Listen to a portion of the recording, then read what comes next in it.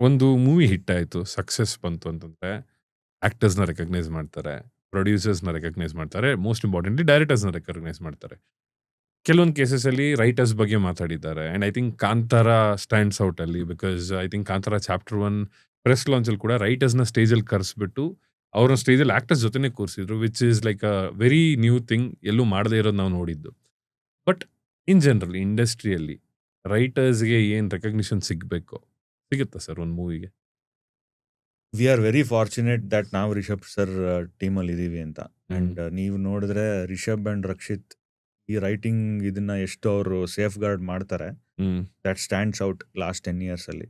So ರಕ್ಷಿತ್ನು like very first ಅವರು 7 Odds ಅಂತ ಒಂದು ಥೀಮ್ ಇಟ್ಕೊಂಡು ಸ್ಟಾರ್ಟ್ ಮಾಡಿದ್ರು.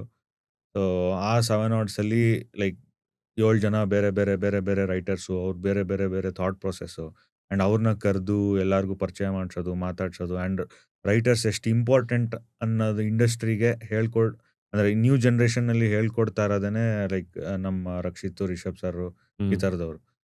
ಸೊ ಆ ವಿಷಯದಲ್ಲಿ I think we should be fortunate enough.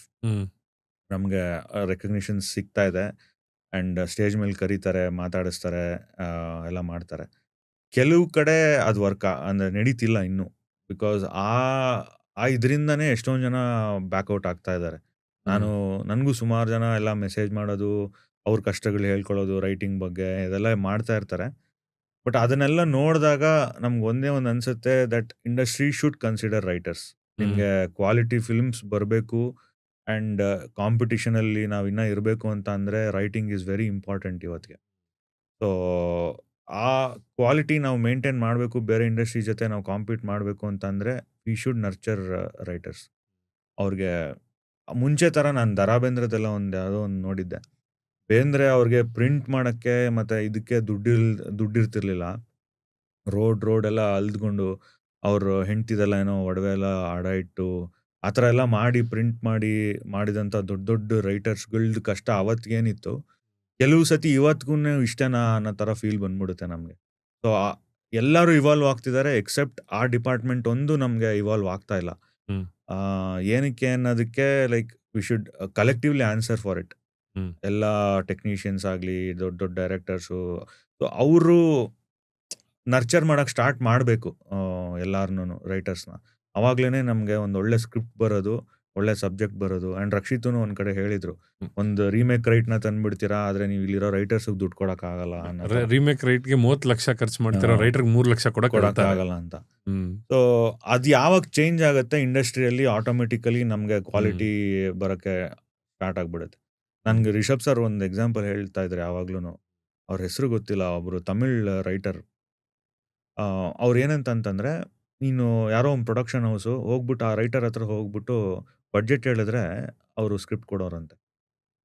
Including ಅವರು ಇಂಥವ್ರಿಗೆ ಬರ್ದಿದ್ದೀನಿ ಇಷ್ಟು ತೊಗೊಂಡೋಗು ಅಂತ. ಸೊ ಅವ್ರ ಹತ್ರ ಶೆಲ್ಫ್ಸಲ್ಲಿ ನಾವು ಇವತ್ತು ಹೆಂಗೆ ಬುಕ್ಸ್ ಸ್ಟೋರ್ ಮಾಡ್ತೀವಿ ಆ ಥರ ಸ್ಕ್ರಿಪ್ಟ್ಸ್ಗಳಿರೋದಂತೆ ಒಬ್ಬರು ತಮಿಳ್ ರೈಟರ್ ಅವ್ರ ಹತ್ರ. ಓಕೆ. ಸೊ ಇವತ್ತಿಗೆ ನೋಡಿದ್ರೆ ನಾವು ಲೈಕ್ ಅವ್ರ ಹತ್ರ ಬರ್ತಿರೋ ನಂಬರ್ ಆಫ್ ಸಬ್ಜೆಕ್ಟ್ಸು, ಬೇರೆ ಬೇರೆ ಬೇರೆ ಬೇರೆ ಥರ ಸಬ್ಜೆಕ್ಟ್ಸು ನಮ್ಗಿನ್ನ ಇವಾಗ ಶುರು ಮಾಡಬೇಕು, ಆ ಥರ ಸ್ಟೇಜಲ್ಲಿ ಇದ್ದೀವಿ. ಸೊ ರೈಟರ್ಸ್ ಬರಬೇಕು, ರೈಟರ್ಸ್ಗೆ ಪೇಮೆಂಟ್ಸ್ ಆಗಬೇಕು. ಪೇಮೆಂಟ್ಸ್ ಆಗಲಿಲ್ಲ ಅಂತಂದರೆ ಡೆಫಿನೆಟ್ಲಿ ಅವ್ರಿಗೂ ಲೈಫ್ ಕಷ್ಟ ಆಗಿಬಿಡುತ್ತೆ.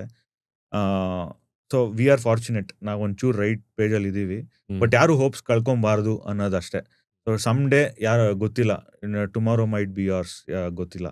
ಸೊ ಅದೇ ಹೋಪ್ಸ್ ಕಳ್ಕೊಬಾರ್ದು ಯಾವತ್ತು, ನಂಬಿಕೆ ಇರಬೇಕು ಅಷ್ಟೇ. ರಿಷಬ್ ಸರ್ ಹೇಳ್ದಂಗೆ ಅವರು ಜರ್ನಿ ಬಗ್ಗೆ ಹೇಳೋವಾಗ್ಲೇ ನಂಬಿಕೆ ಕಳ್ಕೊಬಾರ್ದು ಯಾವಾಗ್ಲೂ ಅಂತ ಹೇಳ್ತಿದ್ರು.